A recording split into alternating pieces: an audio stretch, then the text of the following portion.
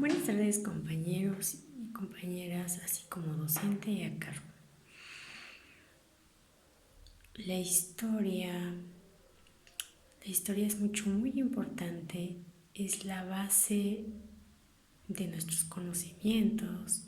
Me atrevería a decir que es nuestro diario y del cual nos sirve para consultar qué hemos realizado en el pasado, qué se realizó hace 3 años, 2 años, 10 años y así sucesivamente. En esta unidad aprendí un sinfín de cosas, de las cuales en lo personal se me hacían tediosas. Sinceramente no soy amante de la historia, porque hay muchos números, fechas, nombres que aprenderse y pues se me dificultaba un tanto, mencionando que también tengo tanto tiempo que me alejé de los libros, a lo cual hice mi cerebro un poco lento en cuanto al aprendizaje. Entonces, esta actividad se me ha dificultado un poco, pero con todo y sus pros, aquí estoy. Uno de los hechos más importantes que me llamó la atención, en este caso, es la Revolución Mexicana, cómo en base a todos los estragos hechos por los extranjeros nos perjudicaron, y también la forma en que como nosotros los mexicanos resolvimos ese asunto, o más bien digo, no resolvimos, puesto que pues son nuestros antepasados quienes, gracias a su forma de pensar, a no dejarse pisotear, se levantaron en armas exigiendo sus derechos. Derechos que en cierta parte lograron, puesto que no puedo decir que del todo, porque después de haber logrado un tanto de libertad, se propuso como presidente, o más bien Porfirio Díaz, quien pasó a tomar la presidencia a cargo, no pudo realizar el trabajo anhelado por los obreros y campesinos. En cierta parte, ellos querían trabajar sus tierras, más libertades, tener buenas ganancias, cosa que no se les fue dado como se tenía pensado. Porfirio Díaz trajo modernidad, creó grandes monumentos europeos, creó los ferrocarriles. También fue que se creó el teléfono. Hubo ciertos avances, pero fueron avances que no beneficiaron a todos. Estando en la presidencia, benefició más a los extranjeros, a empresas extranjeras que poco a poco fueron apropiándose de gran parte de nuestro país, apropiándose tanto de sus tierras como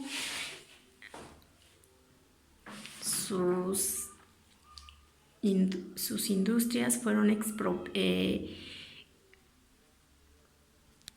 fueron poco a poco saqueando el país, que era un país lleno de cosas extraordinarias, en este caso oro, que fue lo que mayormente se encontró en México,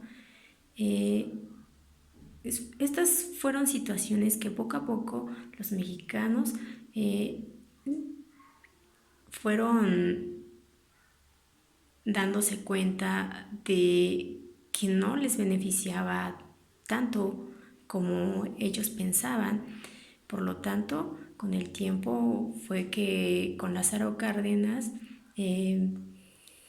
desarrollaron varios planes en el cual Porfirio Díaz igual se dio cuenta del descontento de los mexicanos.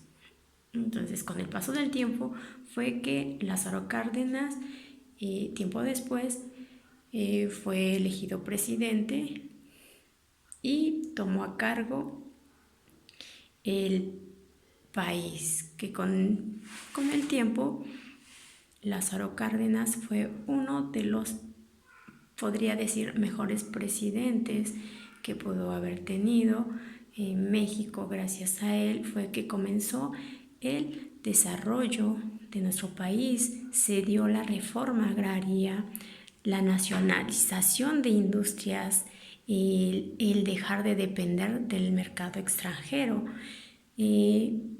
sentando bases de un nuevo desarrollo, un cambio alimentario del cual no gozaban los mexicanos. Con Lázaro Cárdenas se dio el modelo estabilizador de 1955 a 1982. Entonces, con Lázaro Cárdenas se dieron un sinfín de desarrollos, creaciones. En este caso, por ejemplo, cabe recalcar que con Lázaro Cárdenas se creó el Instituto Politécnico, la Escuela de Antropología, el Instituto, el Colegio de México, el Museo Nacional, todos este tipo de creaciones fue gracias a él, porque empezó a impulsar este tipo de educación en los mexicanos para comenzar a crecer y, como ya lo mencioné, igual dejar de depender del mercado extranjero, dejar de depender de los extranjeros, dejar de ser explotados por los extranjeros. Por ejemplo, igual también puedo mencionar que todo este avance recae también en la alimentación, en los cambios alimenticios. En un principio se pensaba que pues los mexicanos estábamos mal alimentados, puesto que solo se comía en ese entonces una cierta porción de carne, que en este caso es el mínimo, lo que se podía consumir, y una vez por mes. Lo más consumible eran las tortillas, como producto animal, alimentos frescos, puesto que en ese entonces no se utilizaba refrigeración. Esta etapa está remarcada por la estufa de leña, o más bien el uso de la estufa con leña, que es en 1940. Entonces, en base a ese tipo de alimentación, se pensaba que era una mala alimentación, puesto que no incluían carnes en su dieta diaria. Esto fue cambiando, igual como lo mencioné, con el desarrollo que tuvo México. De ahí, de la estufa de leña, pasó a la estufa normal, que se utiliza con gas. Este periodo comprende de 1940 a 1990. En este periodo fue la introducción de la estufa con gas. Fue entonces también que se introdujo la electricidad. Con ello al introducir la electricidad, nos dio ciertos beneficios, los beneficios de hacer las tareas un poco más tarde, ya que los obreros no podían dedicarse a la escuela puesto que trabajaban todo el tiempo y la única hora en que podían realizar ciertas tareas si es que se dedicaban al estudio era por las tardes. Entonces esto fue un beneficio muy bueno, pero así como tuvo buenos aspectos, el detalle está en cómo lo enfocamos nosotros, el mal uso que le damos. Entonces, fue que comenzó la mala alimentación, puesto que comenzamos con el consumo de alimentos refrigerados, más industrial, alimentos empaquetados. Entonces, fue este periodo en el que comenzó como que a distorsionarse nuestra alimentación. Ya en 1990 en adelante fue que se introdujo el horno de microondas.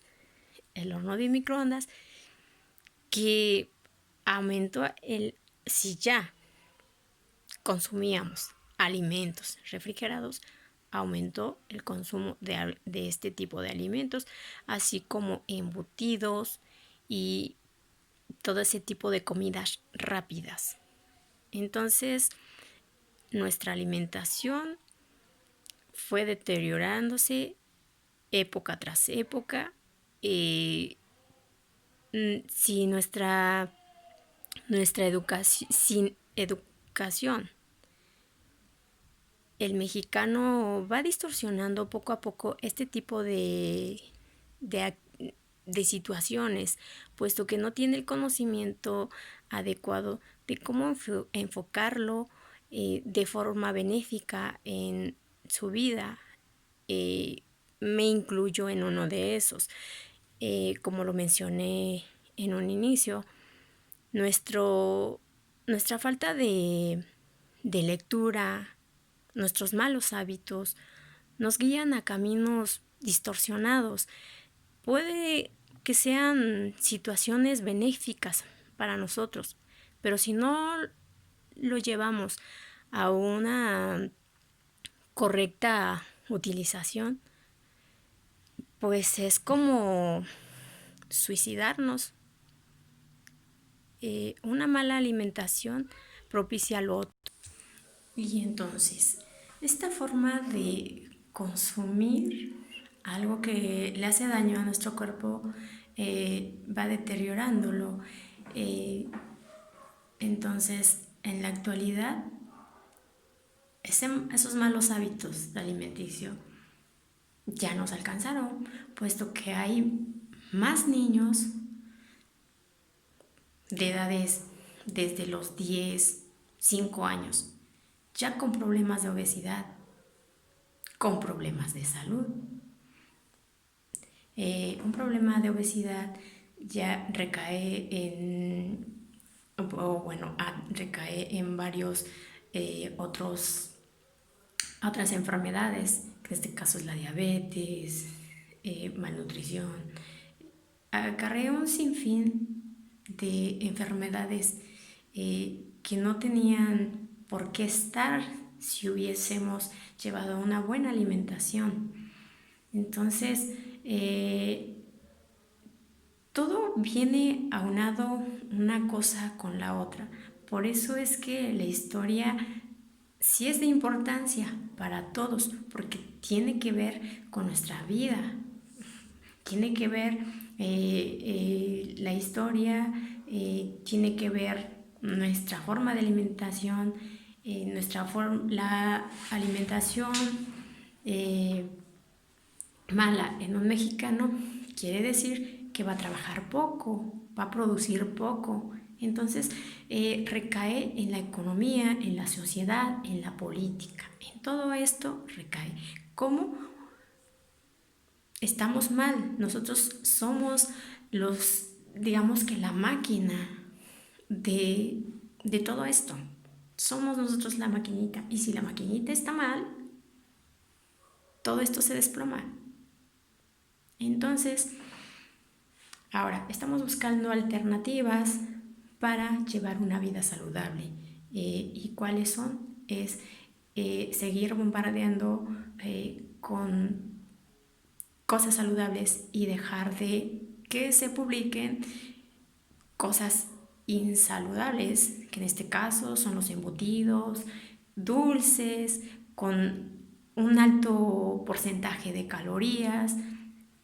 Entonces, si ya nos demos cuenta de que estamos mal, es momento de retroceder y empezar a cuidarnos. Me parece que el presidente actual es lo que recalca para que llevemos una vida saludable. Entonces, en lo personal, es un presidente ejemplar. Cada quien tendrá sus distintos puntos de vista, pero es lo que debemos de comenzar a realizar para ayudarnos, a ayudar a la sociedad, a la política, a nuestro país, a que comience a tener un desarrollo estabilizador o como tiempo atrás. En cuanto todo esto se comenzó a dar, o este tipo de malos hábitos, política mal establecida, gracias a la neoliberación. Como dije, todo va unado una cosa con la otra. La neoliberación fue un proyecto creado por los presidentes de ese entonces, haciéndonos creer que la forma de gobierno o su forma de realizar las cosas estaba bien. Sin embargo, no era cierto. Solo era para algunos, no para todos. El neoliberalismo apoyaba más a grandes empresas, no a las pequeñas, no a los campesinos. Esto fue un proyecto para personas conocidas, los amigos, como por ahí se dicen, no para la clase trabajadora, para los obreros. Esto fue la etapa de neoliberalismo. De ahí, con el paso del tiempo, fue que se va dando lo que hoy en día es la globalización. ¿Qué es la globalización? Es lo que estamos viviendo ahora, que engloba todo. Quiero ver a mi vecino, hermano, que está en Estados Unidos. Claro que lo puedo ver ahorita mismo.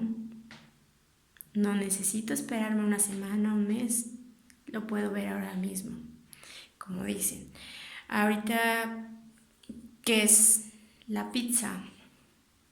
La pizza que solo se podía conseguir o comer en tiempo atrás en Italia.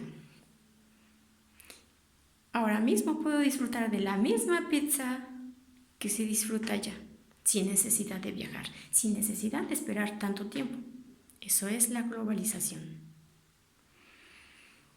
¿Qué pasó ahora con la enfermedad que estamos viviendo? El coronavirus es global, es a nivel global. Ya todo el mundo estamos enfermos de el coronavirus. Entonces, eso es mi informe de mi aportación de lo que es la globalización. Sin más, me despido. Espero que tengan un buen fin de semana. Espero que les haya agradado mi aportación. Gracias.